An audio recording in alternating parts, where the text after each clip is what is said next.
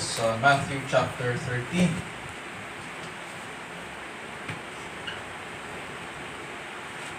Matthew 13, 24 to 30, and then 36 to 43.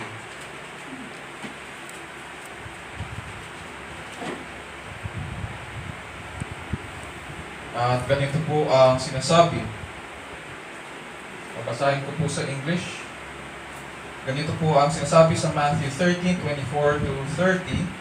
Jesus presented another parable to them, saying, "The kingdom of heaven may be compared to a man who sowed good seed in his field.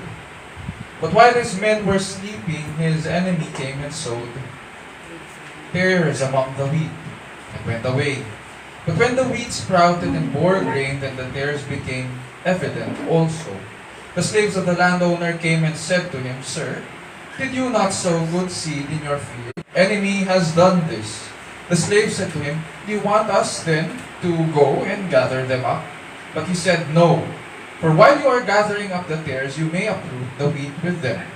Allow both to grow together until the harvest, and in the time of the harvest I will say to the reapers, first gather up the tares and bind them in bundles to burn them up, but gather the wheat into my barn.'" Talon tayo sa verse 36. "Then he left the crowds and went into the house, and his disciples came to him and said, 'Explain to us the parable of the tares of the field.' And he said, 'The one who sows the good seed is the Son of Man, and the field is the world. And as for the good seed, these are the sons of the kingdom, and the tares are the sons of the evil one. And the enemy who sowed them is the devil, and the harvest is the end of the age. And the reapers are angels. So just as the tares are gathered up and burned with fire, so shall it be at the end of the age. The Son of Man will send forth his angels, and they will gather out of his kingdom all stumbling blocks, and those who commit lawlessness, and will throw them into the furnace of fire. In that place there will be weeping and gnashing of teeth. The kingdom of their Father, then the righteous will shine forth as the sun in the kingdom of their Father. He who has ears, let him hear." This is the word of the Lord. Praise be to God.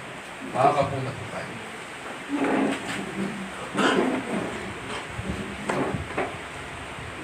Okay.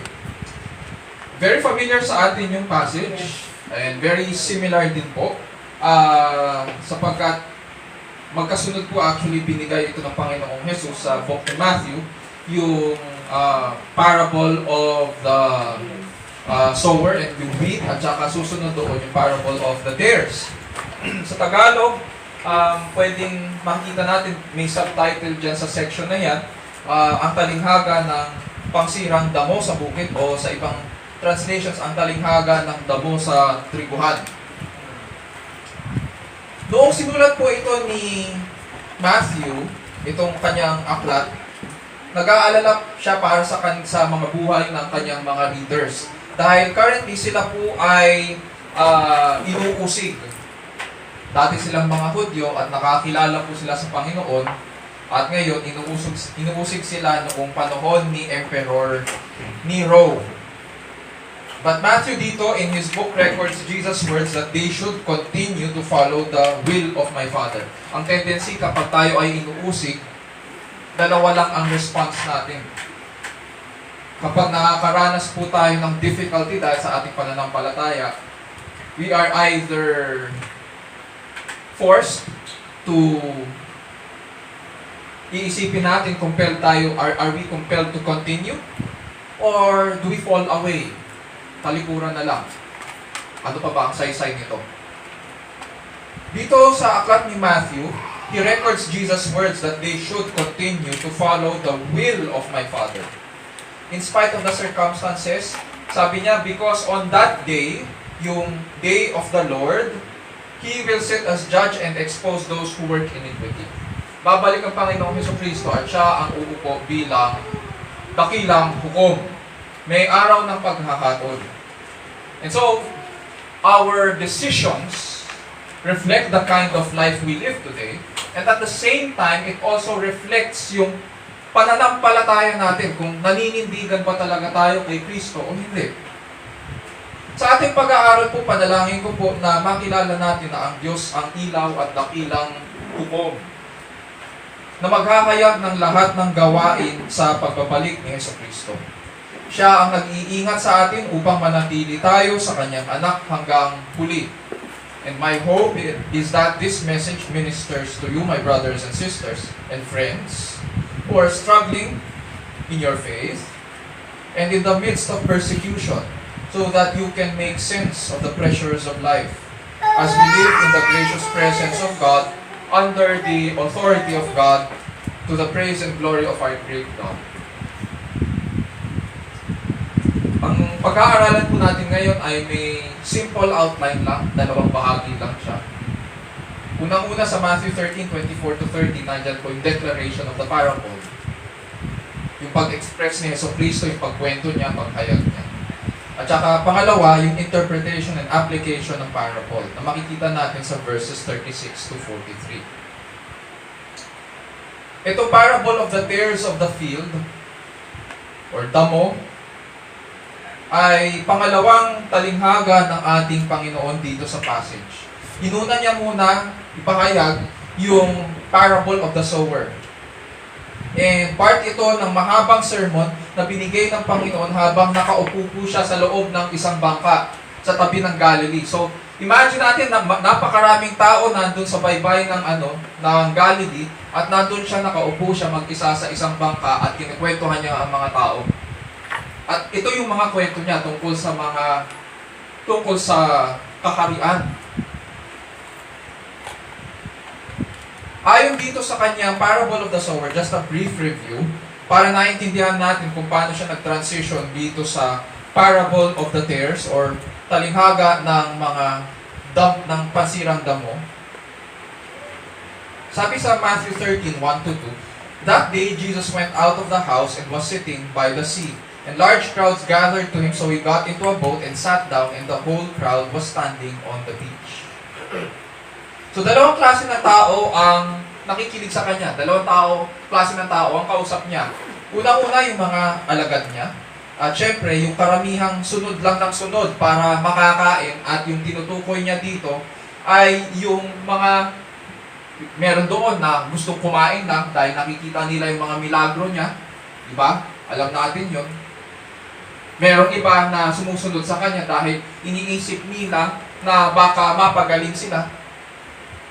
At syempre, merong mga usisero. Ito na pala yung nagpapagaling. Pakinggan nga natin.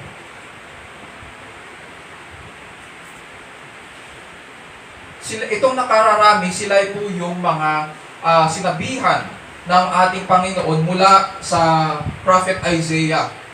Sabi niya sa kanila, makinig man kayo ng makinig, hindi kayo makauunawa, at tumingin man kayo ng tumingin, hindi kayo makakakita. We need to ask now, bakit ganito? At ano ang kinalaman nito sa talinghaga? Bakit may ganong hatol ang Panginoon at anong kinalaman nito sa talinghaga?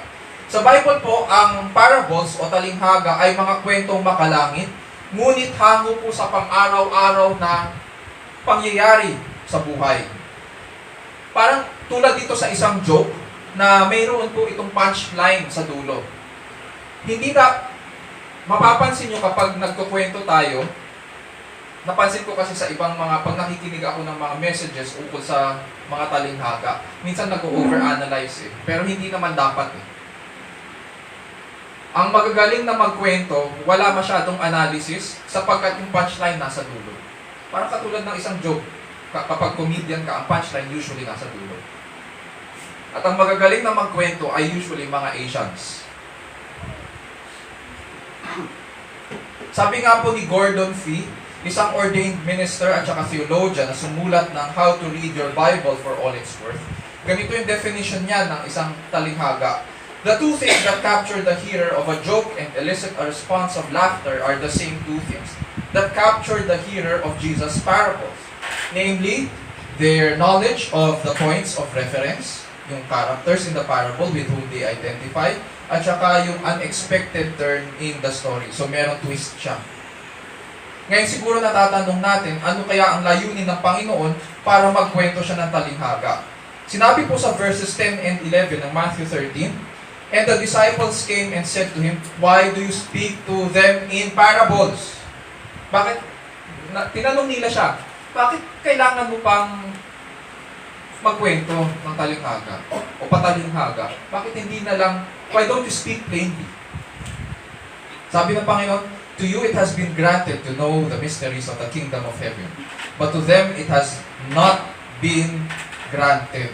Yung to you referring to his disciples, yung kausap niya, it has been granted to know the mysteries of the kingdom. Ibig sabihin, approve ang Ama na ibigay ni Jesucristo sa kanila ang mga katotohanan ng kaharian. Tapos sabi, to them, referring doon sa nakararami, sa ibang mga nakikinig. Sabi niya, mananatili itong hiwaga sa kanila. Hindi nila ito maintindihan, at dahil hindi nila ito maintindihan, hindi nila makikita ang kaharian.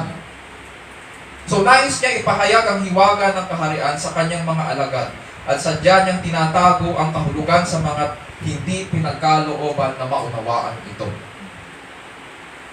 Ganun talaga. Sasabihin natin unfair? Hindi po unfair ang Diyos. Kung unfair po siya, iisipin natin, gusto natin ng patas. Ang dapat para sa atin, kung hinihingi natin ang pagiging patas at makatarungan ng Diyos, ang dapat para sa lahat sa atin ay impyerno. Dapat para sa atin ay kaparusahan. Dapat para sa atin ay kapahamakan. Pero sa kanyang biyaya, sa kanyang kagandahang loob, may mga pinili siya para makarinig ng kanyang pahayag, para maunawaan at makita nila ang kalwalhatian ng Diyos sa kanyang kaharian. May mga pinili siya para buksan ang mata at ang mga tenga para makapakinig sila, sapagkat sa kanila binigay ang katotohanan ng kaharian. Which leads us now dito sa ating pinag-aaralan. So, yung review ngayon ng parable of the sower, alam na natin yung may 4 na klase ng tagapakinig, mayroong mga binhi na nahasik sa tabing daan, so sila yung may pandinig, ngunit walang pananalig. At napatunayan ito nang dumating ang mga bighati at pag-uusig, hindi sila nanatiling tapat sa salita ng Panginoon. Pangalawa, may mga binhi naman na nahasik sa batuhan. Diba? May pandinig sila, ngunit wala namang ugat. Tinatanggap nila ang salita na may buong galak, ngunit nang tumagal ay hindi nag-ugat. Pagdating ng kapighatian o pag-uusig dahil sa salita, madali silang natitisod. When they are confronted with the truth of God's Word, na-offend sila. Pangatlo, may mga binhi na nakasik sa mga dawagan. May pandinig sila, ngunit walang paghinog. Naririnig nila ang salita, ngunit abala sila sa mga bagay ukol sa mundong ito. At nagiging maibigin sila sa mga kayamanan, anupat ang salita'y nawalan na ng puwang sa kanilang mga puso at hindi nagbibigay bunga. Kasi nga, mas priority nila yung mga pinagkakaabalahan nila sa mundong ito. Pangapat, meron namang mga binhi na nahasik sa magandang lupa. Ito yung may pandinig ng pag-iingat at pagtsatsaga at naririnig nila ang salita at nauunawaan ito. At ito yung namumunga. Ito yung klase ng pandinig na pinakahalagahan ang salita ng Panginoon. So dito sa parable of the sower, ang binhi ay yung pandinig. Yung uri ng pandinig. Dito sa ating passage ngayon, ang binhi ay yung klase ng mga tao. Sabi sa verses 24 to 26, Jesus presented another parable to them, saying, "The kingdom of heaven may be compared to a man who sowed good seed in the field, but while his men were sleeping, his enemy came and sowed tares among the wheat and went away. But when the wheat sprouted and bore grain, then the tares became evident also." So itong wheat na ito, ginagamit nila ito sa tinapay, sa daily sa daily consumption nila ng pagkain, sa paggawa ng iba't ibang klase ng tinapay.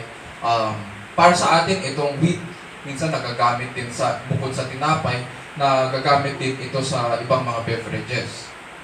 Ngayon, itong wheat na ito, dahil part ito ng kanilang staple, so kailangan nila ito. At dito sila umaasa ng kanilang ikinabubuhay. Sabi dyan ng Panginoong Jesus, ang kaharian ng langit ay natutulad raw sa isang tao. Hindi niya sinabi na ang kaharian ng langit ay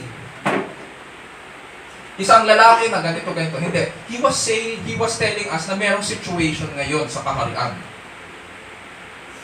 At ganito ang sitwasyon ngayon. Natutulad ito sa isang magsasaka o sa isang lalaki na naghasik ng mga binhi sa kanyang bukid. Habang natutulog yung mga tao, yung mga yung kanyang mga alipin, notice, hindi sinabi ng Panginoon na natulog yung lalaki. Okay?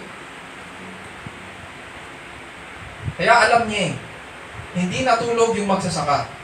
Habang natutulog yung mga tao, may kaaway raw na naghasik ng damo sa pagitan ng trigo at umalis. Hango po ito sa kanilang everyday experience. Dahil ang kanilang economy ay agricultural, karaniwan itong nangyayari po sa kanila.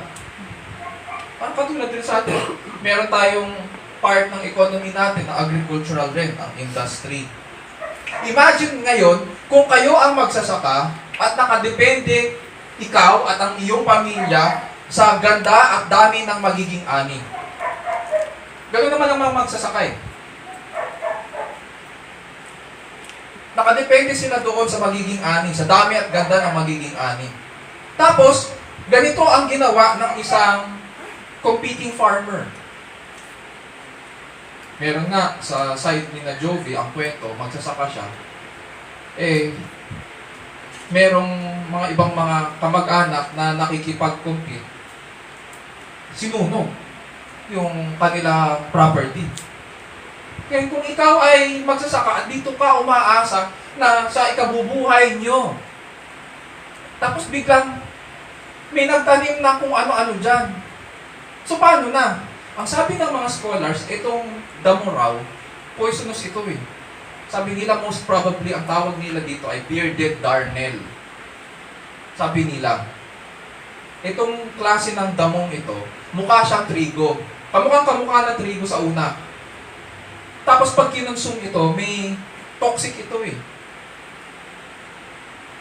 Tapos bukod doon, syempre, dahil ito'y damo, pahihirapan nito, kukuha ito ng nutrients sa lupa.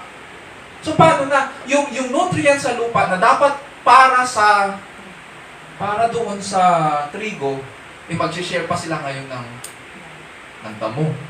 Okay. Ganyan yung sitwasyon ngayon. So ano pa yung ikabubuhay ngayon?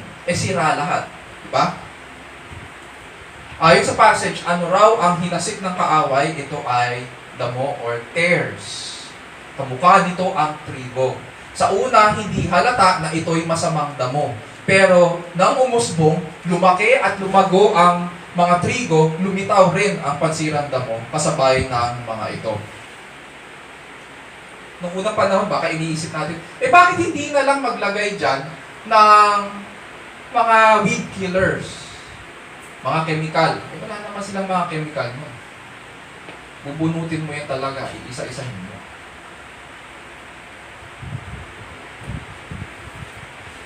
Verses 27 to 28. The slaves of the landowner came and said to him, Sir, did you not sow good seed in your field? How then does it have tares? And he said to them, An enemy has done this. The slaves said to him, Do you want us then to go and gather them up? Nang magising raw ang mga alipin, nagmulat sila sa kanilang nakita. Kaya lumapit sila sa kanilang amo at sinabi, Hindi ba ang tinanim mo ay mga mabubuting binhi? Saan nagmula itong mga damo? Sumagot ang magsasaka, saan? Sabi niya, isang kaaway ang gumawa nito. Enemy has done this. Alam niya kung sino ang gumawa nun. Bakit? Kasi hindi siya tulog. Hindi siya natulog. So, tinanong nila siya kung ibig ba niya na ipatanggal o bunutin itong mga damo. at pagtipunin. Do you want us then to go and gather them up? Anong sagot? Verses 29 to 30. But he said, no, for while you are gathering up the tares, you may uproot the wheat with them. May pakialam yung magsasaka doon sa mangyayari sa mga trigo. You may uproot the wheat with them. Allow both to grow together until the harvest. And in the time of the harvest, I will say to the reapers, first gather up the tares and bind them in bundles to burn them up, but gather the wheat into my barn. So ang sagot ng magsasaka, wag mong bubunutin. Kasi baka sumama pati ang mga trigo. Huwag mong gagawin yun. Hintayin na lang natin ang pag-aani at doon natin sabay-sabay na bunutin. Tapos, ang gawin natin, syempre, titipunin natin yung damo at bibigkisin para sunugin. Ang mga trigo titipunin para sa bangan ng magsasaka. And this will be useful for the world. So, ano po kaya ang ibig sabihin ng talinghaga? Yun yung kwento ng Panginoong Jesus. Ganun lang kasimple. Master storyteller siya. At lahat tayo nakaka-relate dahil alam natin kung anong buhay ng magsasaka. Ngayon, anong ibig sabihin nito? Punta tayo sa verses 36 to 39. Pagkatapos po niya ibigay ang talinghaga, nagbigay pa siya ng 2 pang talinghaga. Kaya nga sabi ko, napakahaba nitong sermon niya. Ilang talinghaga ang binigay niya. So pagkatapos nitong talinghaga ng mga trigo, nagbigay pa siya ng 2 pang talinghaga. Hindi na natin tatalakayin itong talinghaga ng mustard seed at ng lepadura or pampaalsa. Hindi na natin papaliwanag yun. Tatalo na tayo dito sa verses. Tatalo po tayo sa verses 36 to 39. Sabi po dyan, then he left the crowds and went into the house. So lumabas na siya. Iniwan niya yung mga crowds. Pagkatapos niya ikwento yun, tapos pumasok sila sa bahay. Kasama yung kanyang mga alagad. And his disciples, pagkapasok nila sa bahay, tinanong siya ng kanyang mga alagad. Nilapitan siya, tinanong, explain to us the parable of the tares of the field. And he said, the one who sows the good seed is the Son of Man, and the field is the world. And as for the good seed, these are the sons of the kingdom. And the tares are the sons of the evil one. And the enemy who sowed them is the devil.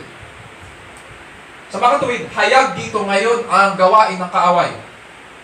Pansinin natin kung paano ito pinaliwanag ng Panginoon. Si Kristo po yung magsasaka. Siya yung naghahasik ng mabuting binhi. Ang kaaway, ginagaya niya ang gawain ni Kristo. Naghasik din siya. Pero masasamang binhi. Tapos pansinin din natin ang karakter ng masamang binhi. Katulad rin nila ang trigo. Ginagaya nila. Ang tawag sa English dyan, aping. Di ba, pag pumunta tayo sa zoo, pumunta tayo sa cage ng mga unggoy. Pag pumunta tayo sa cage ng mga unggoy, minsan meron tayong makikita na unggoy na ginagaya yung ginagawa natin. Pag kinamot natin ulo natin, kakamutin din nila yung ulo natin. Pag niniti tayo, ninilibin sila. Aping ang tawag doon. And so makikita natin dito na ganun ang ginagawa ng kaaway dito. Ginagaya niya yung kay Kristo. Itong mundo na ating kinagagalawan ngayon, makikita rin natin, bukod sa ginagaya ng kaaway ang gawain ni Kristo, makita natin ngayon na sabay ang trigo at ang damo. Sabay natutubo ang kabutihan at ang kasamaan. Ang tawag po natin dito sa theology ay theodicy, the problem of evil. Marami sa mga tao hirap na maunawaan itong konseptong ito, the problem of evil. Sapagkat isip nila, dahil ang Diyos ay mabuti, dahil ang Diyos ay perfect, dahil ang Diyos ay banal, hindi ba dapat tinanggal na niya ang kasamaan noon pa, sa hardin pa lang? Dapat pinuksan na niya ang kasamaan sa mundo. Ngunit nandito at nananatili ang kasamaan ngayon. Therefore, walang Diyos. Ganon ang konsepto nila. Ang mali sa kanilang argument ay wala silang konsepto ng time. Wala silang konsepto ng direction ng kasaysayan. Akala nila ganun lang ang plano ng Diyos. Sa talinghaga ng Panginoong Hesus, sinabi po niya na darating ang araw ng pag-aani. Ibig sabihin, ang kasaysayan ng tao ay may direksyon at may patutunguhan. Lahat ng nararanasan natin ngayon, lahat ng paghihirap na nararanasan natin dahil sa ating pananampalataya, ay may direksyon. Ang direksyon nun ay papunta doon sa araw ng pag-aani. Araw ng kahatulan para sa lahat. At hahatulan ng Diyos ang lahat ng tao. Doon papunta ang lahat ng bagay. Therefore, yun yung paliwanag kung bakit hindi pa tinatanggal ng Diyos ang kasamaan sa mundong ito. On our part, hindi natin makikilala ngayon kung sino itong mga hinasik ng kaaway. Baka kasi iniisip natin, sino kaya yung mga kaaway? Hindi natin sila agad makikilala. At mahihirapan tayong makilala sila dahil kamukha nila ang mga trigo. At ginagaya nila ang gawain ng trigo. Mukha sila trigo eh. Hindi lang yon. Pahihirapan din nila ang mga trigo. Kinukuha nila ang nutrients sa lupa, pahihirapan din nila ang mga mabubuting inhit. Sabi nga ni Apostol Pablo, sa 2 Corinthians 11:14-15, sabi po niya, at hindi kataka-taka, sapagkat si Satanas man ay mapagkukunwaring anghel na kaliwanagan. Ang technical term ng isang anghel ay messenger. Messenger of light. Pero para maging messenger ka, kailangan sumusunod ka sa Diyos. Sinusunod mo ang kanyang kautusan.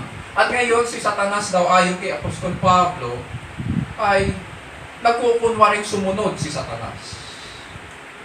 Sinasabi niya, nasugo ako ng liwanag. At sinasabi niya sa mga taong ito, ako ay isang anghel ng kaliwanagan. Hindi malaking bagay nga na ang kanyang mga ministro naman ay mapagkunwari na waring ministro ng katuwiran na ang kanilang wakas ay masasang-ayon sa kanilang mga gawa. O, doon sila hayag. Kaya nga mga kapatid, the Lord is requiring His people. He is requiring His people, tayo, na magbantay, maging mapagmatyag. Kasi hindi natin alam kung saan at kailan na lang sila biglang lilitaw. Sila yung mga mapagpanggap, magaling, at matamis ang mga salita. Gagaling mag-preach. Hinasik sila para manling lang. Marurunong. At ang pinag-aralan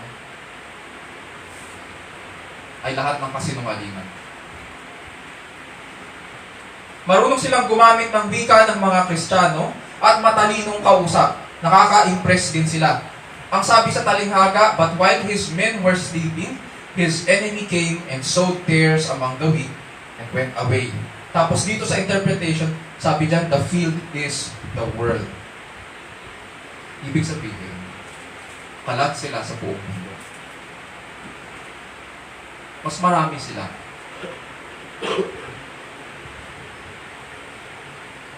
You can find them in the workplace. You will find them in government. Nandyan sila sa paggupitan sa tabi. O maaaring nandyan sila sa sari-sari store. You will find them among our friends. You will also find them among our families. You will find them in the basketball court, in school. You will find them at home. You can find them among our loved ones. At even inside the church. Tulad ng pagpapahirap ng damo sa pagtubo ng trigo, pahihirapan rin ng mga manlilinlang ang mga Kristiyano, ang mga tagasunod ni Kristo sa paglago. Hinasik po sila ng kaaway sa buong mundo. Let that sink in.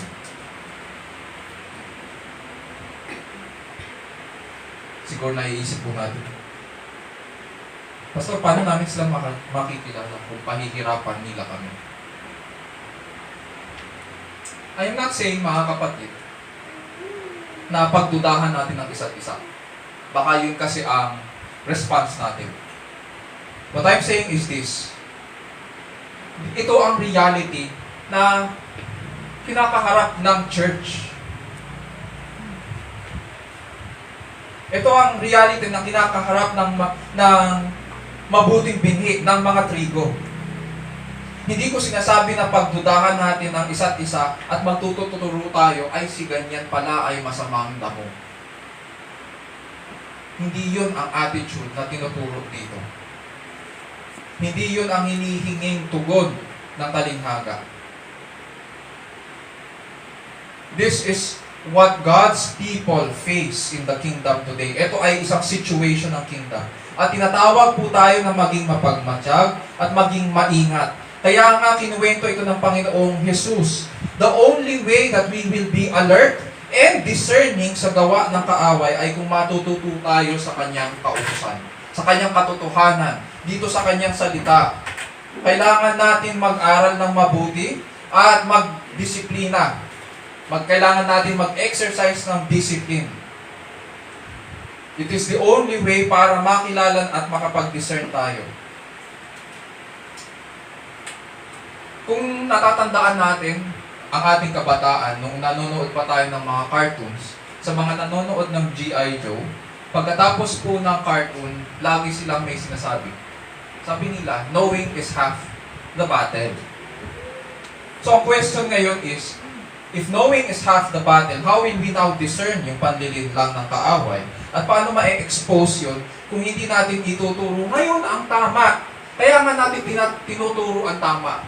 Kaya mapapansin nyo rin, recently, mayroong isang pastor na so-called evangelical na lumabas na ang totoong kulay. Maririnig pa natin siya noon sa DCAS, tsaka ewan ko sa DCFE. At ngayon, lumabas na ang totoong kulay. Pero matagal ko nang winawarning ang mga kausap kong Kristiyano. False teacher yan. Lumabas na ang totoong kulay. Makikita nyo siya, pinag-usapan siya last month ng mga kapastoran. At ayun na nga, lumalabas na false teacher siya. Ang tinuturo niya, iba ang Diyos sa Old Testament, iba ang Ama ni Jesucristo, at ang Diyos sa Old Testament, yun daw ay masama. So, ilang Diyos ba meron? Hindi ko alam sa kanya. Pero ang ginawa niya, dinivide niya ngayon ang Diyos. So, ibig sabihin, ang Diyos na mabuti, ang lumikha ng lahat ng bagay, ay hindi nag-iisa rin. May problema siya. At pinaninindigan niya yun. Sabi niya, nung pumutok itong balita at nagdebate ang mga pastor, sinabi niya, para sa church ko lang yun, hindi para sa inyo. Kung ang katotohanan pala ay totoo, bakit niyo tinatago ito? At kiniklaim mo na para sa inyo lang yun. Kung totoo.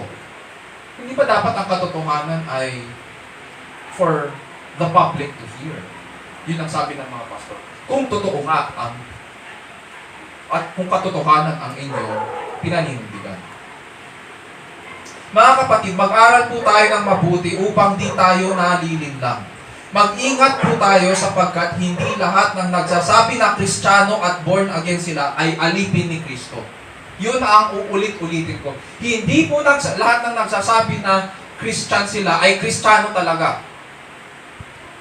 Kaya medyo maingat ako, hindi nyo ako maririnig na nagsasabi, ay Christian din sila. Hihintayin ko na mamunga yan. Hihintayin ko na mag-ugat siya sa salita. Hihintayin ko na mapatunayan yan. Hihintayin ko na dumaan siya sa pagsubok at titignan ko kung ano ang desisyon niya. Kay Kristo ka ba o sa sarili mo lang? Titignan ko kung paano ka magsalita. Kilala mo ba si Kristo talaga? Ang tinanggap mo ay ebanghelyo ba? Siya ba? Bakit? Lilinlangin nila ang mga trigo sapagkat pahihirapan nila ang mga tapat. So first, ito ngayon ang application. Sa verses 36 to 39, makikita po natin ito. It is God's plan for good and evil to be found together in this age. So we should not be surprised. It is God's plan for good and evil to be found together in this age. So we should not be surprised. Hindi dapat tayo nagugulat sa mga ganitong bagay. Pangalawa, punta tayo sa verses 39 to 42. Ang pangalawa dyan ay, we should not take comfort in sin while waiting for Christ the victorious one. We should not take comfort in sin while waiting for Christ the victorious one. Sabi sa verses 39 to 42, and the enemy who sowed them is the devil, and the harvest is the end of the age, and the reapers are angels. So just as the tares are gathered up and burned with fire, so shall it be at the end of the age. The Son of Man will send forth his angels, and they will gather out of his kingdom all stumbling blocks and those who commit lawlessness, and will throw them into the furnace of fire, in that place where there will be weeping and gnashing of teeth. Etong stumbling blocks na tinutukoy ng Panginoon and those who commit lawlessness, sapagkat ang definition niya ng tagasunod ni Kristo ay ganito. Ang lahat ng tagasunod ni Kristo ay nagmamahal sa kautusan ng Ama. Lahat sila sumusunod kay Kristo kasi alam nila kung ano ang kautusan. Sapagkat yung hearers dito ni Matthew ay mga Hudyo na Kristiyano. And so kilala nila ang Ama. Kaya sabi niya, sino daw itong stumbling blocks? Ito yung mga gumagawa. Pag sinabing stumbling blocks kasi, sa original language ganito siya. Natisod ka para mamuhay ka sa kasalanan. Ganun ang nangyari. Dahil ayaw mo sa sinasabi ni Kristo, natisod ka ngayon, at ano ang naging decision mo? Mamumuhay na lang ako sa kasalanan. Ang susundin ko ay ang sarili ko. Hindi ko na susundin si Kristo. So, yun yung sinasabing stumbling blocks dito. At sabi, pagdating daw ni Kristo, lahat ng stumbling blocks at lahat ng ayaw sa kautusan ay itatapon niya sa apoy. Pag tinignan natin ang Bible at pag pinag-aralan natin ito, ang may pinakamaraming beses na nangaral ukol sa kakatulan at kapahamakan sa impyerno ay hindi mga propeta. Hindi rin ang mga apostles. Ang nangaral ng maraming beses ukol sa kakatulan at kapahamakan at nagbigay babala tungkol dito ay ang Panginoong Hesus, ang nagmula sa Ama. Hindi naman ito kwentong kutsero. Hindi rin ito kwentong barbero. May parating na kakatulan. At ang anak ang nagpahayag nito. Mapapansin din natin pag pinag-aralan natin ang kanyang mga talinghaga. Marami sa kanyang mga talinghaga ay tungkol sa impyerno. Tungkol sa impyerno.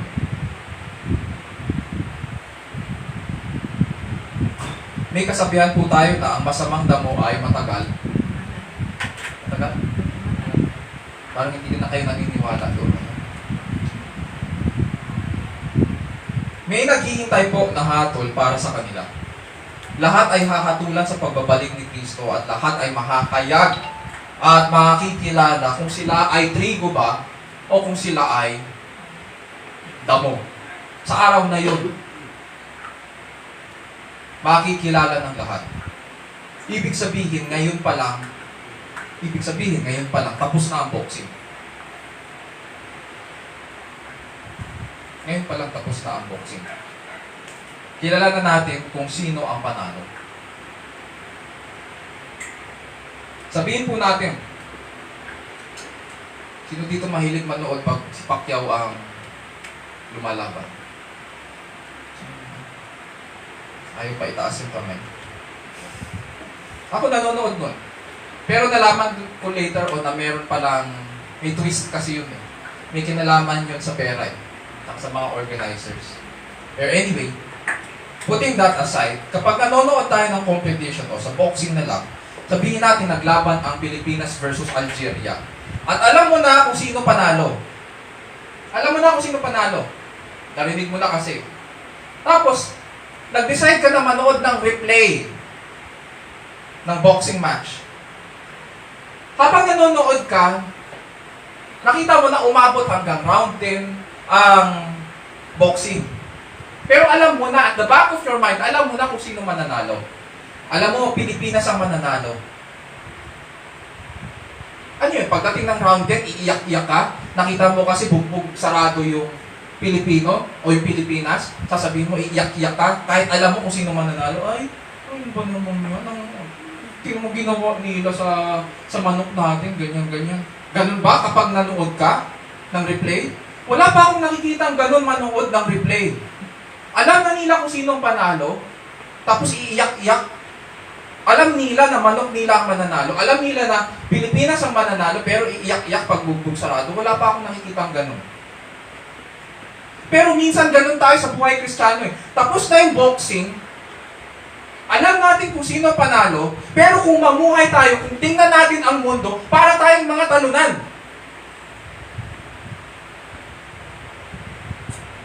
Tapos pag nahirapan sa buhay na ito, dahil sa ating mga kasalanan, iiyak-iyak tayo.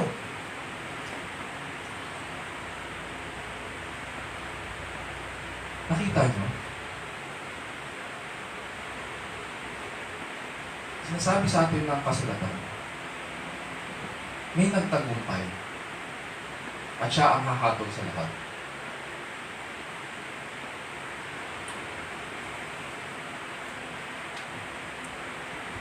Tapos na po ang boxing. Dahil tayo ay kay Kristo, kabilang po tayo sa sambahayan ng nagtagumpay. Ano dapat ngayon ang tugon natin? Dapat ba tayong kampante sa ating mga kasalanan? O kontento tayo na lumago sa pananampalataya habang naghihintay sa Panginoon? Sabi ni Apostol Pedro sa 2 Peter chapter 1 verse 10, "Therefore, brethren, be all the more diligent to make certain about His calling and choosing you." Be diligent. Be all the more diligent, sabi ni Pedro, to make certain about His calling and choosing you.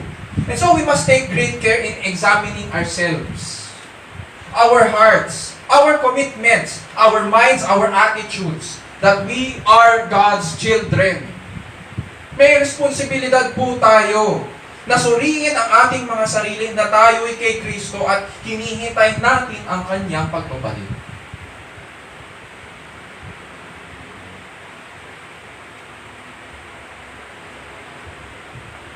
So yun yung point number 2. We should not take comfort in our sin while waiting for Christ, the victorious one. Punta tayo sa pangatlo. Verse 43.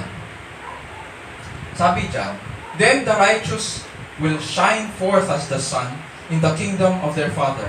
He who has ears, let him hear."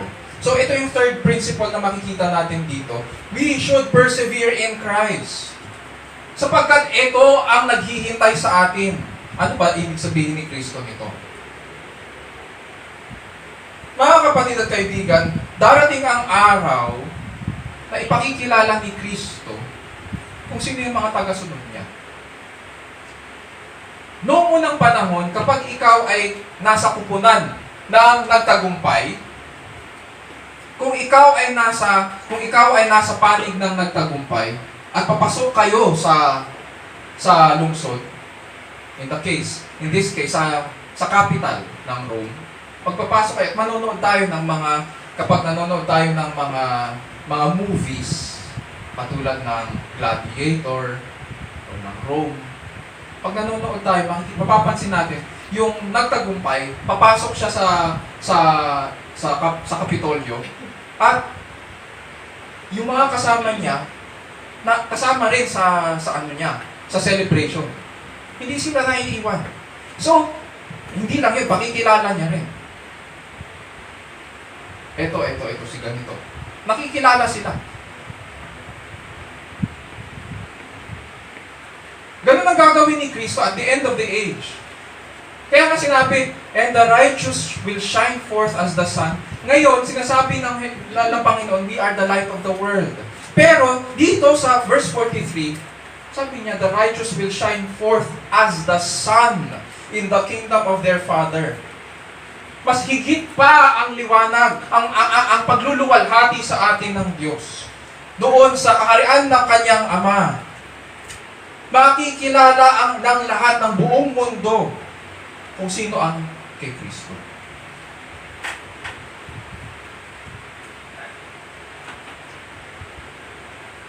Bagamat pahihirapan tayo ngayon. Bagamat nahihirapan tayo. At marami tayong distractions. Pero ang sasabihin sa atin ni Kristo, so kanino kayo nakikinig? Kanino tayo sumusunod? Dahil kay Kristo tayo sumusunod, ito ang pangako niya. Kaya magpatuloy lang tayo kay Kristo. Huwag tayong mapapagod sa pagsunod sa Kanya. Huwag tayong mapapagod sa pakikinig sa Kanya. Bagamat mahihirapan tayo ngayon at mahihirapan tayong tunay dahil sa Ebanghelyo at sa pananampalataya, kapit lang, hindi naman tayo pababayaan. Kailangan natin magtiis katulad ng ating Panginoon. Manindigan tayo kay Kristo. Buhatin natin ang ating krus hanggang huli. And because we love Christ, we should persevere in Him. Because He is the one who preserves us until the end. Hindi naman tayo pababayaan.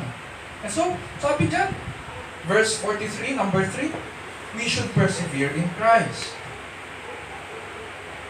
Number 4, balikan lang natin ang verse 36. Sabi sa verse 36, then He left the crowds and went into the house. And His disciples came to Him and said, explain to us the parable of the tares of the field. Alam na natin ang character ng kaaway. Alam natin ang character ng kanyang mga binhi. Kilala natin si Kristo dito. Siya yung naghahasik ng mabuting binhi. Pero, kailangan natin tanungin ang scriptures. Ano ngayon ang character? Ano ngayon ang tanda ng isang mabuting binhi o ng isang trigo? Paano natin malalaman na siya ay isang mabuting binhi? Interestingly, pinakita dito ni Mateo kung ano yun. Sabi ko kanina, may dalawang uri ng nakikinig sa Panginoon. Yung mga madla na nakapaligid sa Kanya at iba't iba ang expectation sa Kanya. Magpapagaling siya, magpapakain siya, magmimilagro siya para sa kanila. Sumusunod sila sa Kanya para makakain, para mapagalingan, and so on. Puro mga sariling interes. At syempre, pangalawa, yung mga alagad na kahit saan siya pumunta, sumasama sila. At sila lang ang tanging nagtanong. Sabi dyan sa verse 36, then He left the crowds and went into the house, and His disciples came to Him and said, explain to us the parable of the tares of the field. Anong ginawa ng alagad, ng mga alagad? Lumapit sila sa Kanya at nagtanong. Ano yung tinanong nila? Paliwanag po ninyo sa amin ang talinghaga tungkol sa masasamang damo sa bukid. Bakit?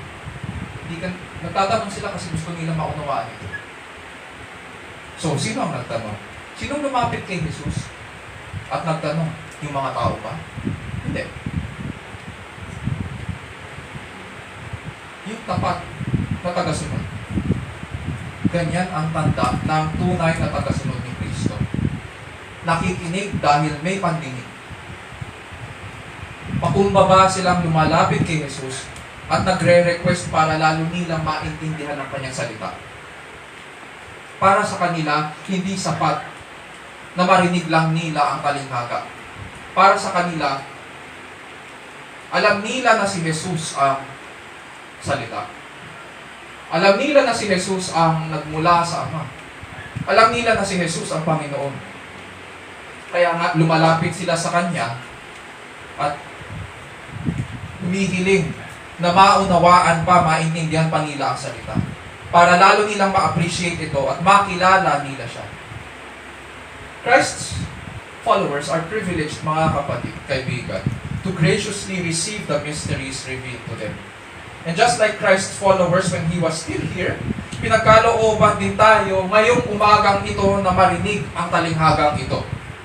At dahil narinig natin ang talinghagang ito at ang interpretation ng Panginoon, may responsibilidad tayo na tumugon.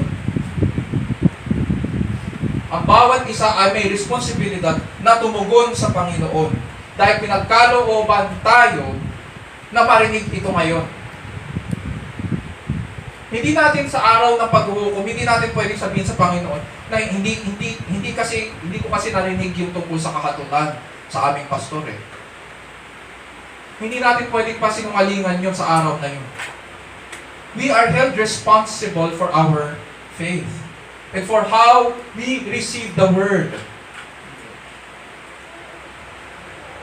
At anong magiging tugon natin ayon sa Kanyang biyaya?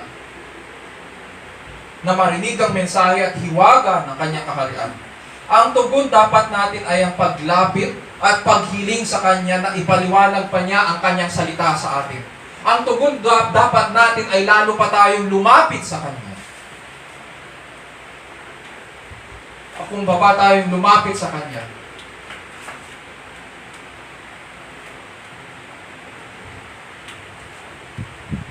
upang lalo nating marinig pa ang Kanyang salita. Ito po ang talinghaga ng masamang damo sa bukid. Makinig po ang may pandinig. Sa puso natin ang mga bagay na ito at purihin natin ang dakilang Panginoon. Pakumbaba tayong lumapit sa Panginoon at